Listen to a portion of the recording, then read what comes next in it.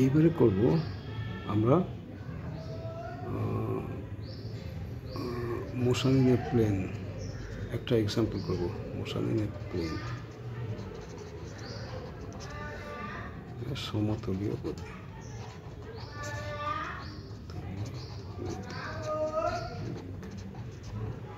ঠিক আছে, motion in a plane মানে motion in a straight line হচ্ছে একটা বল গড়িয়ে গড়িয়ে যাচ্ছে, আর মোশন ইন এ প্লেন হচ্ছে যে একটা বল ছুঁড়ে দিয়েছ, তার মানে কি সে একটা লাইন ধরে যাচ্ছে না, সে একটা প্লেনের মধ্যে দিয়ে যাচ্ছে। প্লেন মানে হচ্ছে সমতলের মধ্যে দিয়ে এরকম যাচ্ছে। ঠিক আছে, বল ছুঁড়ে দিল এরকম যাচ্ছে। তো এটা একটা লিনিয়ার না, এটা লেংথ আছে আর উচ্চতা আছে, বুঝতে পেরেছো তো? ব্রেডথ নেই, লেংথ আছে উচ্চতা, তার মানে এক তল, একটা লেভেল। ওকে, সমতলীয় গতি। তো মোশন ইন এ প্লেনে আমরা মেইন যে জিনিস সেটা হচ্ছে প্যারাবোলিক মোশন। প্যারাবোলিক মোশন আমার আগে একটা করা আছে, ওই ভিডিওটা দেখে নিও। ওতে সিম্পল জিনিস, ওটা ভালোভাবে করা যায়।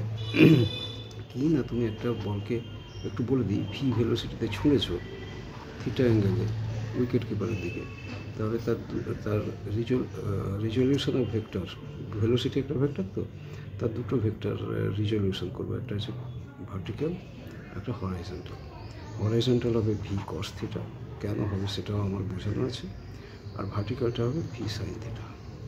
এটা বুঝে নিও, আর এটা মনে রাখো যে যেদিকে থিটা সেদিকে কস থিটা। ঠিক আছে, এই ভি কস থিটা আর ভি সাইন থিটা মিলে ভেলোসিটি হচ্ছে ভি। ওকে, ঠিক আছে। তো এটা হচ্ছে resolution of vectors, resolution of vector, বা বাংলায় বলে বিভাজন,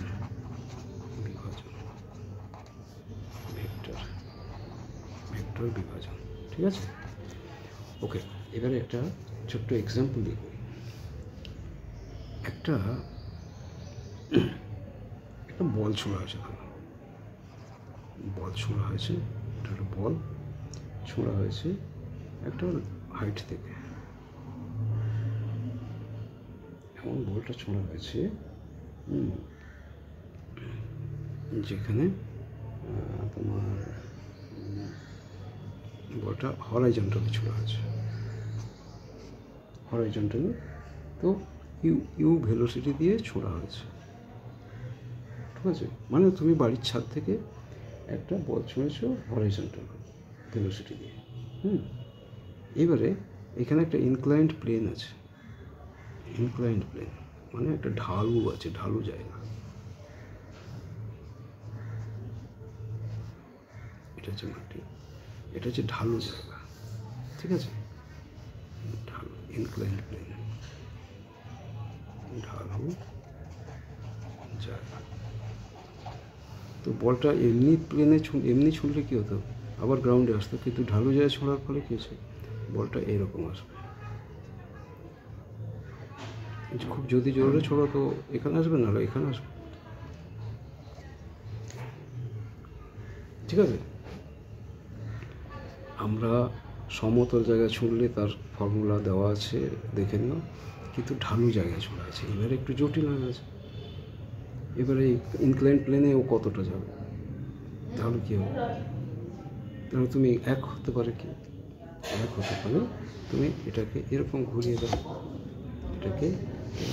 দাও, ঘুরিয়ে দিয়ে এটা তোমার সমতল হয়ে গেল, এরকম হলো। কিন্তু তখন এই অ্যাঙ্গেলটা হয়তো থিটা অ্যাঙ্গেলে এটা তখন একটা অ্যাঙ্গেল হয়ে যাবে। কিন্তু যখন এইভাবে ছুঁড়ছ তখন এটা কোনো অ্যাঙ্গেল না, এটা হরাইজন্টাল। ওকে, তো এইবারে আমাদেরকে এই কথার কনটেক্সটটা বুঝতে হবে। এবারে এই ঢালু জায়গার ইনক্লিনেশন হচ্ছে কতটা ঢালু, এরকম ঢালু না এরকম ঢালু, কতটা ঢালু না থিটা, ইনক্লিনেশন হচ্ছে থিটা। ঠিক আছে, তো এইবারে আমাকে এটা সলভ করতে হবে। এবারে বিষয়টা আমাকে সলভ করতে হবে। তাহলে আমি কী করব না, আমি এইখানে অ্যাক্সিস ধরে নিলাম, এটা হচ্ছে এক্স অ্যাক্সিস, আর এটা হচ্ছে ওয়াই অ্যাক্সিস ধরলাম। এবারে দেখো, এটা যদি থিটা হয়, এটা হরাইজন্টাল, তো এটাও হয়ে যাবে থিটা,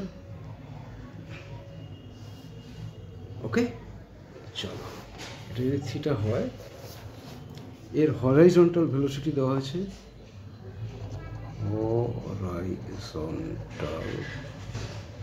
হরাইজন্টাল বলে অনুভূমিক, ভূমির সাথে সমান্তরাল। হরাইজন্টাল ভেলোসিটি কি? ইউ।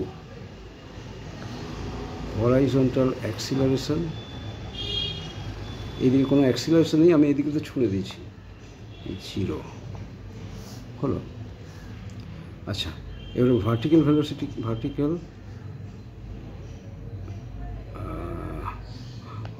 হরাইজন্টাল ভেলোসিটি ইউ, এটা ইনিশিয়াল, আর যেহেতু এদিকে কোনো ফোর্স কাজ করছে না, হরাইজন্টাল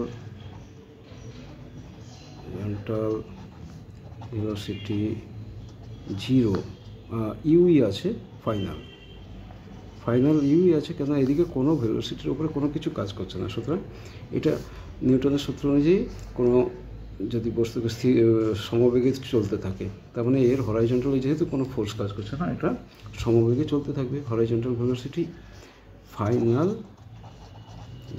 ইউ, ক্লিয়ার হয়ে যাওয়া জিনিসটা, কোনো রকম কমপ্লেক্সিটি রাখবে না। আর হরাইজন্টাল অ্যাক্সিলারেশন 0। এবারে ধরি ভার্টিক্যাল, এখানে লিখি, আচ্ছা এখানে লিখি, এটা জেনে গেলে এবার অন্য কালার দিয়ে লিখি, তাহলে তোমাদের পক্ষে ক্লিয়ার হতে সুবিধা হবে।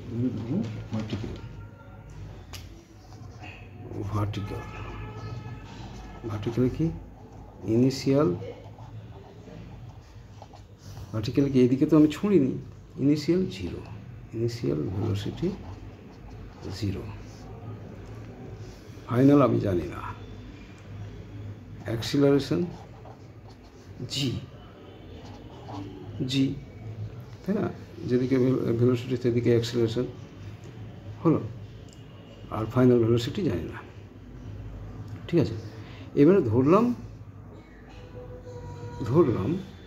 যে অ্যাজিউম করলে, তবে কিছু জিনিস অ্যাজিউমিং, মনে করি টি সময়ে ওইটা মানে বলটা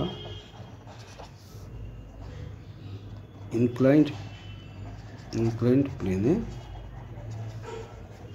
পড়বে। এই যে ইনক্লাইন্ড প্লেনে টি সময় পড়বে, ঠিক আছে? এটা আমরা ধরে নেব অঙ্কের খাতিরে।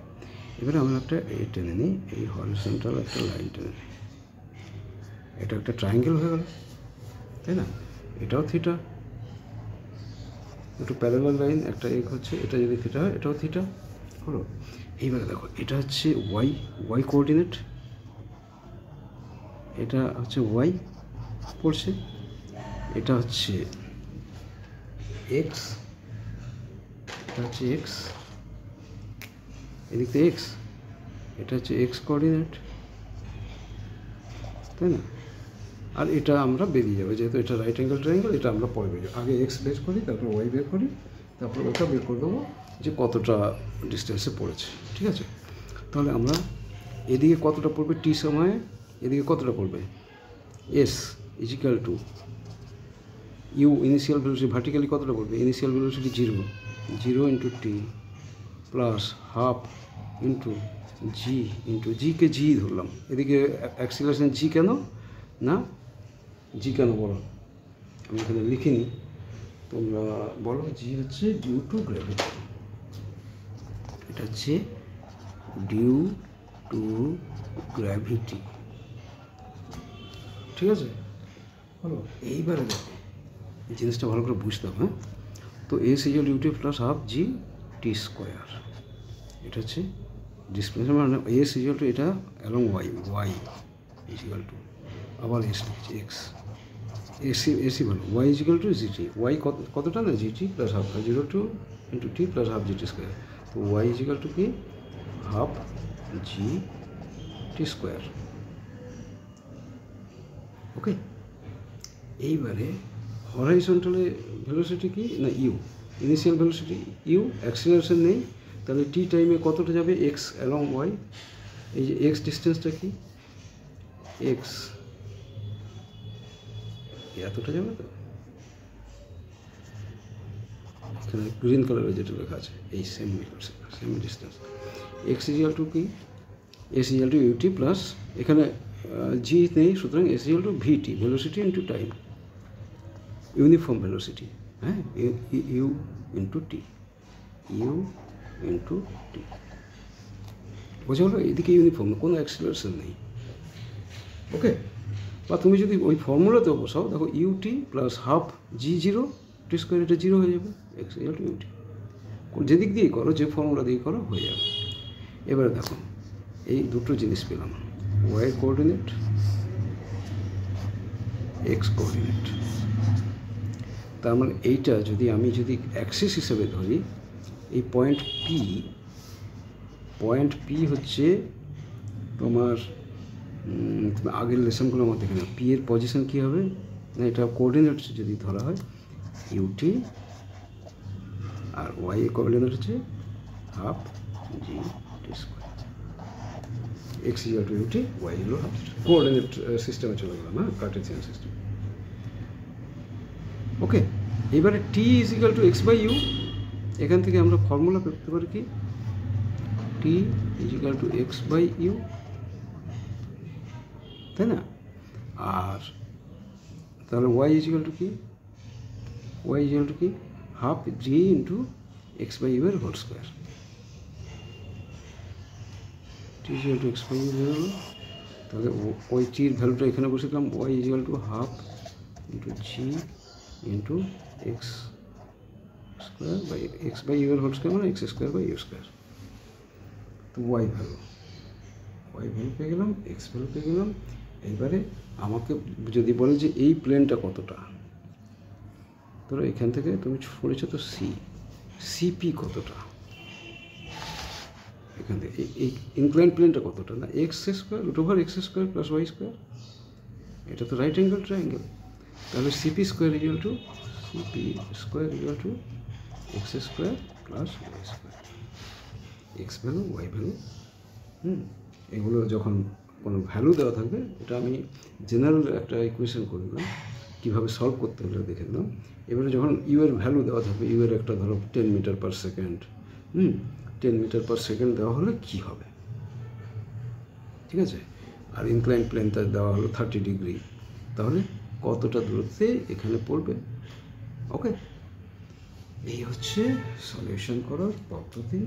কথাগুলো বুঝতে হবে এবং মাথাটা ঠান্ডা করে অ্যাপ্লাই করতে হবে, অ্যাপ্লাইং ইউর থট, ঠিক আছে?